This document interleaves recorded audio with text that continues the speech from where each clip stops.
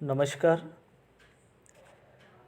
आज बीए द्वितीय वर्ष के हिंदी साहित्य के प्रथम प्रश्न पत्र में डॉक्टर दिनेश चारण आपका हार्दिक स्वागत करता हूं। आज हम हमारी जो संकलित पुस्तक जो हमारे पाठ्यक्रम में शामिल है रीतिकाव्य सुमन, उसके रीतिकाल के कवि पद्माकर के बारे में पढ़ेंगे। पद्माकर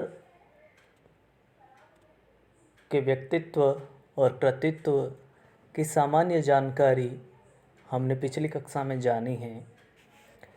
आज हम पद्माकर के काव्य पक्ष की बात करेंगे, जानेंगे। हमारे पाठ्यक्रम में पद्माकर की जो रचना शामिल है उसका कुछ संकलित अंश हम पढ़ेंगे, और ख़ास तौर से जो पद्माकर की एक प्रसिद्ध रचना है गंगा लहरी, उस गंगा लहरी के पद हमारे पाठ्यक्रम में शामिल किए गए हैं। पहले मैं पद्माकर के उस पद को पढ़ूंगा जो हमारे पाठ्यक्रम में शामिल है, और उसके बाद उस पद की सप्रसंग व्याख्या करूंगा।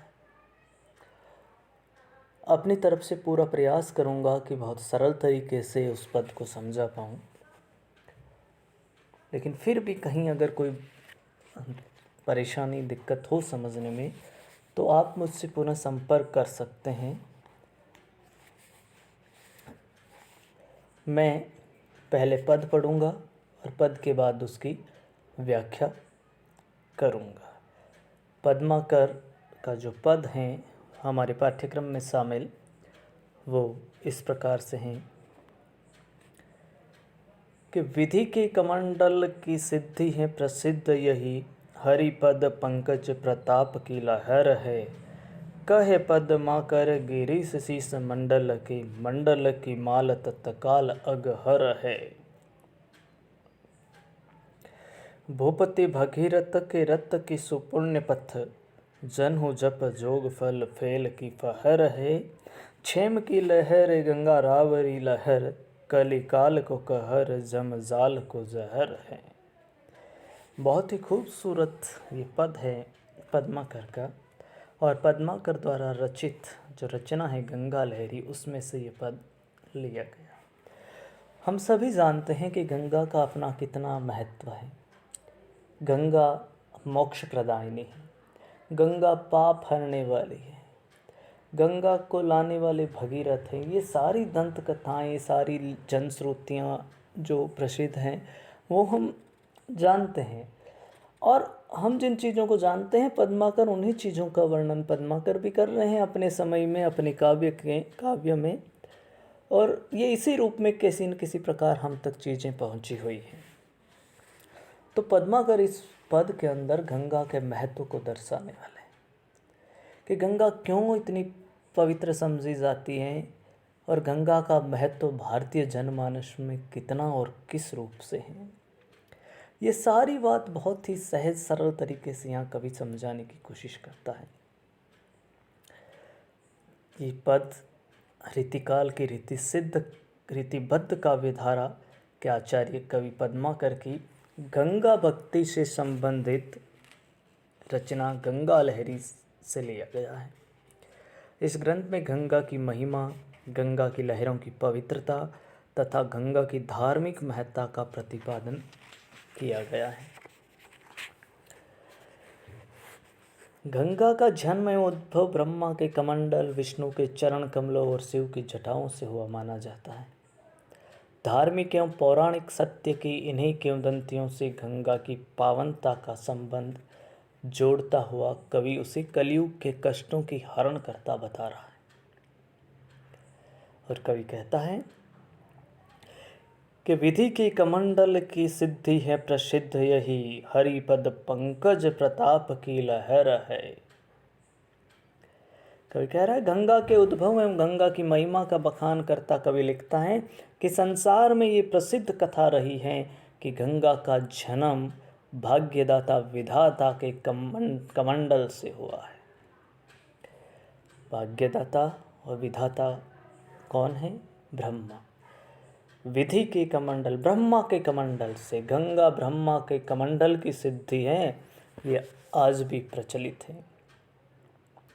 हरिपद पंकज प्रताप की लहर है, सृष्टि का पालन पोषण करने वाले भगवान विष्णु के कमल रूपी चरणों के प्रताप को फैलाने वाली लहर के रूप में गंगा का बखान किया जाता। हरिपद पंकज, पंकज कहते हैं कमल को, पद यानी चरण, हरि ईश्वर विष्णु, विष्णु के चरणों, कमल रूपी चरणों से के प्रताप की लहर गंगा है। आगे कवि कहता कि कहे पद्मा कर गिरीश शीस मंडल के मंडल की माल तत्काल अघहर है। अघर, अग यानी पाप, हर यानी हरने वाला, पापों का विनाश करने वाला, पापों को हरने वाला। कि सृष्टि का ये उससे है, विष्णु के चरण कमल से निकलकर गंगा सभी पर्वतों से श्रेष्ठ कैलाश पर्वत के स्वामी भगवान शिव के शीश मंडल की माला बनी, जो सांसारिक कष्टों पापों को हरण करने वाली। कहे पद्माकर गिरीश शीश मंडल के, गिरीश जो गिरी के ईश शिव, और शिव के शीश से यानी शिव के जटाओं से गंगा निकल कर के पृथ्वी पे आई और पृथ्वी के लोगों का कष्ट और पाप हरने वाली गंगा है। भूपति भगीरथ के रथ की सुपुण्य पथ, जन हो जप जोग फल फैल की फहर है। तो कहता है पौराणिक कथा यह है कि प्राचीन काल में जब धरती पर अत्यधिक पापाचार व्याप्त हो गया था, तो धर्म एवं प्रजापालक राजा भागीरथ देवलोक गए थे और उनके पुण्य प्रताप से गंगा सहर्ष धरती पर पधारी थी।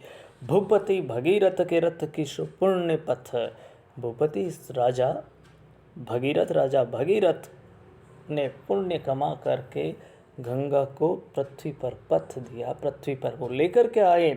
जनु जप जोग फल फैल की फहर है। जब इस सृष्टि पे पाप कर्म कष्ट फैल गया था तो उसके लिए उन्होंने तत राजा भागीरथ के रथ के आगे आगे चलकर गंगा ने उस रास्ते को पुण्य पथ बना डाला, जो कैलाश पर्वत से बंगाल की खाड़ी तक गंगा का सुपुण्य पथ है।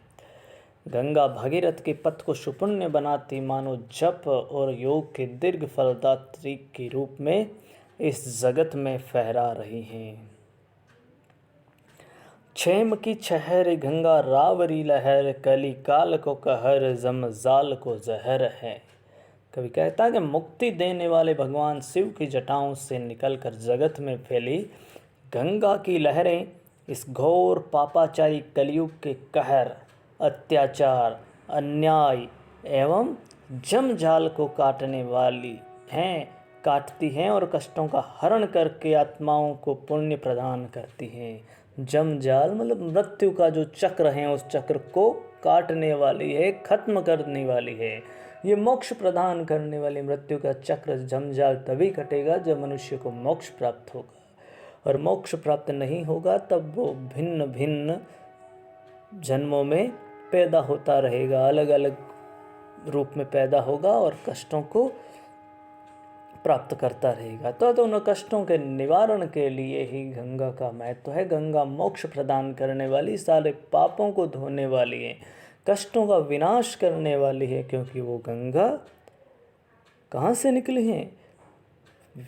ब्रह्मा के कमंडल से, हरि के चरणों से और विष्णु की जटाओं से होकर के इस पृथ्वी पर आई है। और इस पृथ्वी पर लाने का कार्य उसी का राजा भगीरथ ने किया है, ये पुनीत और पुण्य कार्य। अर्थात गंगा कलयुग के कहर बरसाने वाले जमजाल के लिए जहर समान है। वह जहर के समान कलयुगी कहर को जमजाल की भांति फांस कर जीव को मुक्ति देती हैं। इस पद में हमने पढ़ा कि गंगा किस प्रकार मुक्ति प्रदायनी है। गंगा की महिमा का वर्णन यहाँ कवि कर रहा है। गंगा संबंधी लोकोक्तियों के उदंतियों लोक कथाओं का समावेश हुआ है कि गंगा विधि के कमंडल की सिद्धि है, हरिपद पंकज प्रताप की लहर है, गिरि शीश मंडल की माल है और भगीरथ के रथ की सुपुण्य पथ है। गंगा की पवित्रता एवं महिमा का बखान शुद्ध भक्ति भाव से कवि ने किया है। इस भक्ति रस की निष्पत्ति इस पद में हुई है। पद्यांश की भाषा संस्कृत निष्ठ है और ब्रज भाषा है। शैली वर्णनात्मक संदर्भात्मक है। बहुत ही मनोहारी ये छंद कवित छंद में लिखा गया है। लोकोक्ति अलंकार हमें इस पद में देखने को मिलता है। ये इसकी पद की विशेषताएं हैं, कवि पद्माकर की कविता की विशेषताएं हैं। इस पद में अगर कुछ समझ में नहीं आया है तो आप मुझसे पुनः पूछ सकते हैं। आज की कक्षा में हम ये एक पद पढ़ेंगे, अगली कक्षा में अगले पद के साथ मैं फिर आपके समक्ष आऊँगा। नमस्कार।